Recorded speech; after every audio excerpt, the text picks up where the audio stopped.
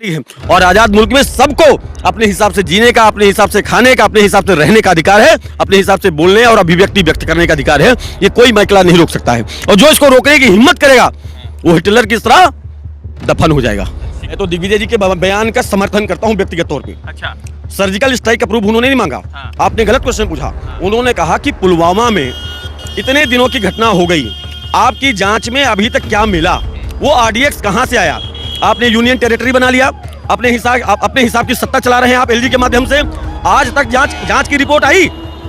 हर व्यक्ति का, हर हिंदुस्तानी की ये इच्छा होनी चाहिए कि जो जवान शहीद हुए, जिन माताओं के बच्चे शहीद हुए, जिनके बेटे शहीद हुए, जिनके पति शहीद हुए, जिनके पिता शहीद हुए, वो क्यों और कैसे मरे, वो आरडीएक्स कहां से आया, और वो सुखजिंदर सिंह जो उस समय डीएसपी था, वो व्यक्ति जो आतंकवादी गतिविधि में पकड़ा गया, वो कहां है, उसका जिम्मेदार व्यक्ति कहां है। ये देश को पूछना चाहिए, नहीं पूछना चाहिए। अगर ये पूछे हम तो हम देश विरोधी बात कर रहे हैं। अरे भाई साहब, हमारे घर में चोर ने चोरी की, हमारा गहना लूट ले गया, अब हम सरकार से पूछे साहब आपने चोर को पकड़ा, कहां है, गहना मिले ना मिले, आए या ना आए, हमारा आदमी वापस आए ना आए, हमारा गहना वापस आए ना आए, आपने कार्रवाई क्या की है, ये तो बताएंगे ना। तो इसमें दिग्विजय जी ने गलत क्या पूछ लिया।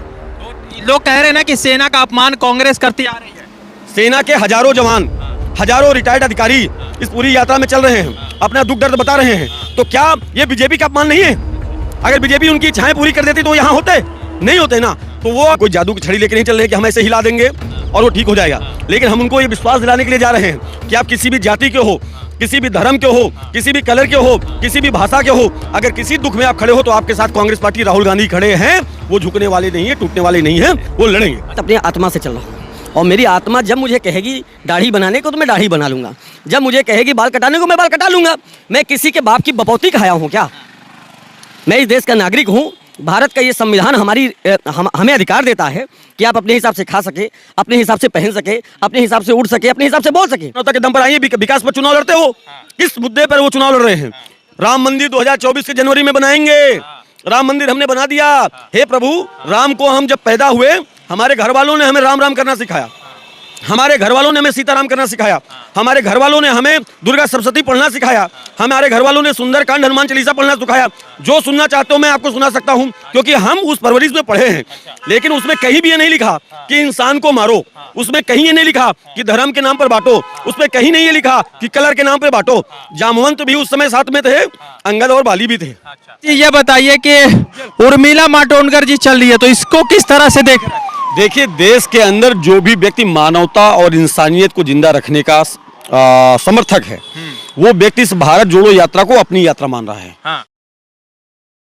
एक तरफ भारत जोड़ो यात्रा जम्मू एंड कश्मीर पहुंच चुका है, कुछ ही दिन बचे यात्रा के समापन में। उर्मिला मातोंडकर राहुल गांधी के साथ कदम से कदम मिलाकर भारत जोड़ो यात्रा में चल रही हैं। उर्मिला जी पहले कांग्रेस में थी, लोकसभा चुनाव लड़ा, अच्छी परफॉर्मेंस रही मगर नहीं जीत पाई शिवसेना में, और फिर से राहुल जी के साथ चल रही है। तो कुछ राजनीतिक संदेश भी है, कुछ सामाजिक संदेश भी। शेष नारायण ओझा जी यूथ कांग्रेस के राष्ट्रीय सचिव हैं और लगातार यात्रा में पहले दिन से चले। शेष जी ये बताइए कि उर्मिला मातोंडकर जी चल रही है, तो इसको किस तरह से देख रहे हैं? देखिए, देश के अंदर जो भी व्यक्ति मानवता और इंसानियत को जिंदा रखने का समर्थक है, वो व्यक्ति इस भारत जोड़ो यात्रा को अपनी यात्रा मान रहा है। वो किसी भी दल में हो, किसी भी संगठन में हो। इवन मैं तो ये भी कहता हूँ कि बीजेपी के कुछ लोग जो बीजेपी में हैं, वो भी इस यात्रा को मान रहे हैं कि यात्रा वास्तव में गांधी के बाद किसी ऐसे मुद्दे पर खड़ी हुई है, राहुल गांधी के नेतृत्व में, जो मुद्दा वास्तव में देश का मुद्दा है, आज का मुद्दा है। आज मैं एक उदाहरण आपको देना चाहता हूं। आज की डेट में आप रास्तों पर निकल जाइए, सड़क दुर्घटना होती है, आदमी का एक्सीडेंट हो जाता है, आदमी पड़ा होता है, उसको कोई उठाने वाला नहीं है, क्योंकि लोगों की इंसानियत मर चुकी है। जीता जागता उदाहरण है कि इंसानियत कैसे खत्म हो रही है। पहले आप देखते थे गांव में आग लगती थी, गांव में लोग आग जाकर के वीडियो बनाने के लिए नहीं जाते थे, हाथ में बाल्टी में पानी लेके जाते थे कि कम से कम अपने हिस्से की आग हम बुझाएंगे, क्योंकि उस समय इंसानियत जिंदा थी, मानवता जिंदा थी। आज इंसानियत मर चुकी है, मानवता मर चुकी है, और उसको मारने का प्रयास एक सतत माध्यम से किया जा रहा है, चाहे वो सोशल मीडिया हो, चाहे मीडिया हो, चाहे सरकार के नुमाइंदों के भाषण हो, इवन उनके पदाधिकारियों के भाषण हो। देश का प्रधानमंत्री जब कहेगा आपको कि आपके कलर से पहचाना जाए, आपकी दाढ़ी से पहचाना जाए, उनके कपड़ों से समझ लीजिए कि वो कौन है, मतलब देश में क्या चाहते हैं? आप देश में विभेदन उत्पन्न करना चाहते हैं। अंग्रेजों ने भी यही काम किया था, देश के अंदर विभेद डेवलप किया। आज का मुद्दा है, आज मैं एक उदाहरण आपको देना चाहता हूं। आज की डेट में आप रास्तों पर निकल जाइए, सड़क दुर्घटना होती है, आदमी का एक्सीडेंट हो जाता है, आदमी पड़ा होता है, उसको कोई उठाने वाला नहीं है, क्योंकि लोगों की इंसानियत मर चुकी है। जीता जागता उदाहरण है कि इंसानियत कैसे खत्म हो रही है। पहले आप देखते थे गांव में आग लगती थी, गांव में लोग आग जाकर के वीडियो बनाने के लिए नहीं जाते थे, हाथ में बाल्टी में पानी लेके जाते थे कि कम से कम अपने हिस्से की आग हम बुझाएंगे, क्योंकि उस समय इंसानियत जिंदा थी, मानवता जिंदा थी। आज इंसानियत मर चुकी है, मानवता मर चुकी है, और उसको मारने का प्रयास एक सतत माध्यम से किया जा रहा है, चाहे वो सोशल मीडिया हो, चाहे मीडिया हो, चाहे सरकार के नुमाइंदों के भाषण हो, इवन उनके पदाधिकारियों के भाषण हो। देश का प्रधानमंत्री जब कहेगा आपको कि आपके कलर से पहचाना जाए, आपकी दाढ़ी से पहचाना जाए, उनके कपड़ों से समझ लीजिए कि वो कौन है। मतलब देश में क्या चाहते हैं? आप देश में विभेदन उत्पन्न करना चाहते हैं। अंग्रेजों ने भी यही काम किया था, देश के अंदर विभेद डेवलप किया, लड़ाया गोरों को उनके ऊपर जुल्म करने के लिए छोड़ दिया। देश के लोगों की शहादत हुई, लेकिन वो भी रोक नहीं पाए, उनको भी उखाड़ के फेंक दिया गया। और किसने उखाड़ के फेंका? एक लाठी ने, एक धोती, एक चश्मे और पगडंडी पर चलने वाले गांधी ने। आज वही कहानी सेम आन पड़ी है। 17,000 करोड़ रुपए इन्वेस्ट करके बड़ी बड़ी कंपनियों को राहुल गांधी की इमेज खराब करने को लगाने के बावजूद भी जब उस व्यक्ति ने ठाना और 2 कदम रास्ते पर चल पड़ा भारत जोड़ो यात्रा लेकर के, आज पूरा देश समुद्र की तरह उसके साथ शामिल है। किसी दल का व्यक्ति हो, उर्मिला जी हमारी नेता रही हैं, उर्मिला जी प्रोग्रेसिव माइंड की हैं, उस यात्रा में चली हैं। आपने नितिन राउत साहब को भी इसके पहले आपने देखा, संजय राउत जी भी चले, और आपने फारूक अब्दुल्ला साहब को भी देखा। देश के जितने नेता हैं जो आज ये समझ रहे हैं कि देश को बचाने के लिए केवल एक ही व्यक्ति इस समय रास्ते पर है, उस व्यक्ति का नाम राहुल गांधी है, जो बिना डरे, बिना झुके, वो नहीं डरता, क्योंकि वो सत्य के राह पे चल रहा है। और सत्य के बारे में चाहे इतिहास में पढ़ेंगे तो, सत्य के बारे में चाहे वेदों में पढ़ेंगे तो, कुरान में पढ़ेंगे तो, ग्रंथ में पढ़ेंगे तो, बाइबल में पढ़ेंगे तो, सत्य कभी टूटता नहीं है। जरूर उसको दबाया जाता है, उसको रोकने का प्रयास किया जाता है। देखिए, राजनीतिक इसका कोई उद्देश्य आज बिल्कुल मत मानिए। मान लीजिए कल की डेट में कांग्रेस की सरकार बन ही जाए, एक मिनट के लिए इसको हम राजनीतिक कह भी दें, लेकिन अगर देश के अंदर इंसानियत जिंदा नहीं रहेगी तो क्या हम उसको ठीक कर पाएंगे? पहला काम यह है कि देश के नागरिकों को नागरिक होने का एहसास कराना, उनको इंसान होने का एहसास कराना, उनको मानव होने का एहसास कराना। आज हम आप बात कर रहे हैं, अगर मेरे हाथ 2 ना होते, 2 पैर ना होते, तो क्या मैं इंसानों की श्रेणी में खड़ा होता? अगर मेरे 4 पैर होते तो मैं चौपाई जानवर होता, किसी खेत में चल रहा होता, जैसा मुद्दा इस समय उत्तर प्रदेश के अंदर बना हुआ है, मध्य प्रदेश के अंदर बना हुआ है, सड़कें रोड पर मर रही हैं, क्योंकि वो जानवर है। हम इंसान हैं, हम इंसान तो एक दूसरे से प्रेम कर सकते हैं ना। भगवान ने सबसे बड़ी बुद्धि, सबसे बड़ी सोच और सबसे बढ़िया निर्णय लेने का दिमाग हमें दिया है, तो हम सबसे पहले इंसानियत के बारे में सोचें। तो क्या लगता है कि राहुल भाजपा के लोगों के अंदर वो बुद्धि नहीं है जो भगवान ने, अल्लाह ने उनको दिया? एक बात मुझे ये बताइए, वो बुद्धि का प्रयोग अगर मानवता के लिए करते तो मानवता थे कि नहीं थे? सबरी भी थी उस समय, पिछड़े भी थे, निचले भी थे, लेकिन सब एकजुट थे, सब एक साथ थे। आज हम भी वही उसी भारत की कल्पना कर रहे हैं, उसी राम राज्य की कल्पना कर रहे हैं, जहां सभी सुखी हों, जहां सभी स्वतंत्र महसूस करें, जहां सभी संरक्षित महसूस करें। तो भारत जोड़ो यात्रा राहुल जी लेकर चल रहे, इतना मेहनत कर रहे हैं, और बीच में दिग्विजय सिंह का कोई बयान आ जाता है कि सर्जिकल स्ट्राइक का प्रूफ दो आप। मैं तो दिग्विजय जी के बयान का समर्थन करता हूं व्यक्तिगत तौर पे। अच्छा, सर्जिकल स्ट्राइक का प्रूफ उन्होंने नहीं मांगा, आपने गलत क्वेश्चन पूछा। उन्होंने कहा कि पुलवामा में इतने दिनों की घटना हो गई, आपकी जांच में अभी तक क्या मिला? वो आरडीएक्स कहां से आया?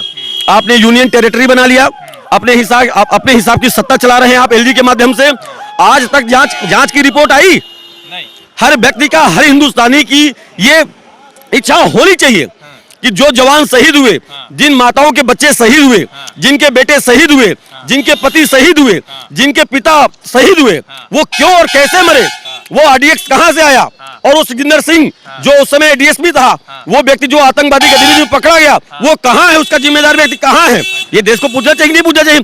अगर ये पूछे हम, तो हम देश विरोधी बात कर रहे हैं। अरे भाई साहब, हमारे घर में चोर ने चोरी की, हमारा गहना लूट ले गया, अब हम सरकार से पूछे साहब आपने चोर को पकड़ा, कहां है? गहना मिले न मिले, आए या ना आए, हमारा आदमी वापिस आए या ना आए, हमारा गहना वापिस आए ना आए, आपने कार्रवाई क्या की है? के दम पर आइए, विकास पर चुनाव लड़ते हो, किस मुद्दे पर वो चुनाव लड़ रहे हैं?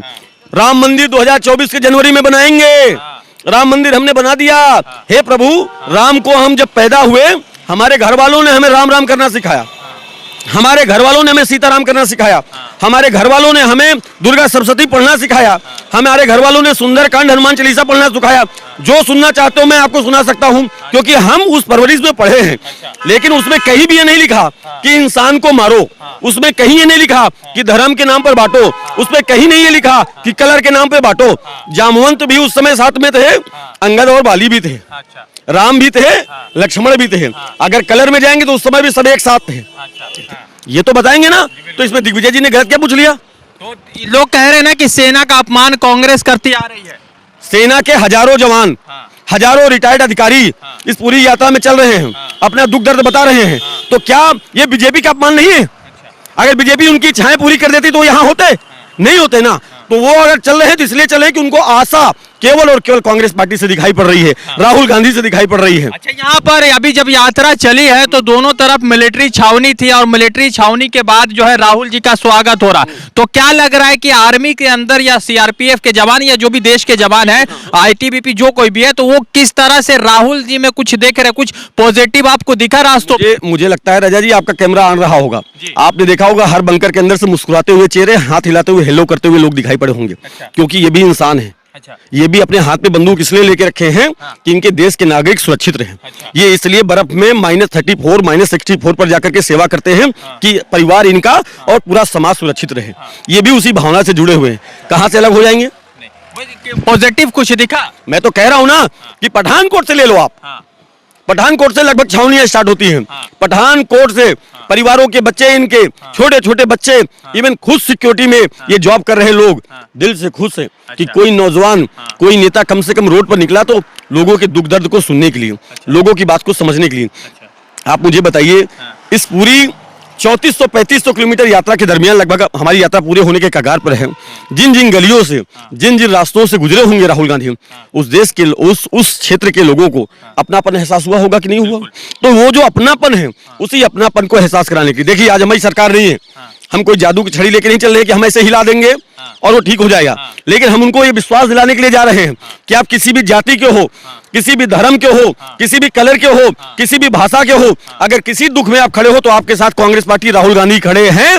वो झुकने वाले नहीं है, टूटने वाले नहीं है, वो लड़ेंगे। अच्छा, एक बात बताइए, उत्तर प्रदेश से आते हैं और उत्तर प्रदेश के राजनाथ सिंह कह रहे हैं कि राहुल गांधी पता नहीं क्या कर रहे हैं, कहां से देश टूटा है। तो क्या मतलब के चाह रहे हैं आप लोग, और राजनाथ सिंह क्या संदेश दे रहे हैं आप लोग? राजनाथ जी बहुत शिक्षित नेता हैं, पढ़े लिखे नेता हैं, लेकिन मैं राजनाथ जी से बहुत दुखी हूँ। अच्छा। इस बात को लेकर के दुखी हूँ कि वो निंदा करना बंद कर दिए हैं। अच्छा। पहले जब कोई घटना घटती थी तो सबसे पहले मैं इसकी कड़ी निंदा करता हूँ, करते थे। साहब इसकी भी तो निंदा करिए। देश के हालात क्या बना दिया है। आप नरेंद्र मोदी से जूनियर नेता नहीं थे, आप नरेंद्र मोदी से पहले इस राष्ट्रीय पार्टी के राष्ट्रीय अध्यक्ष रह चुके हैं, मंत्री रह चुके हैं, आप भी मुख्यमंत्री भी रह चुके हैं, आप भी देश के प्रधानमंत्री हो सकते थे। आपने अपने जमीर को क्यों किराए पे रख दिया? कम से कम आप शिक्षक थे, आप उस शिक्षक के भावना से, क्योंकि एक शिक्षक का उद्देश्य होता है कि सर्व समाज के सभी बच्चों को आगे, उनको इस लायक तैयार करना कि देश की सेवा कर सकें, देश में आगे बढ़ सकें। तो आप अपने जमीर पर, अपने दिल पे हाथ रख करके बोलिए देश में क्या चल रहा है, आपको जवाब खुद मिल जाएगा। एक आखिरी सवाल, वेशभूषा क्या हिंदू का, क्या मुसलमान का अलग होना चाहिए? मैं पूछता हूँ, ये मेरी दाढ़ी है। अच्छा। मेरा नाम अगर आप नहीं जानते होते तो मुझे क्या कहते आप? शायद मुसलमान कह देते। प्रधानमंत्री के अनुसार मुझे मुसलमान कह देते, लेकिन मैं ये दाढ़ी रखा हूँ क्योंकि मैं लगातार इस यात्रा में चल रहा हूँ और मेरा ये मानना है इस यात्रा में मैं किसी और के लिए नहीं चल रहा हूँ, मैं व्यक्तिगत अपनी आत्मा से चल रहा हूँ।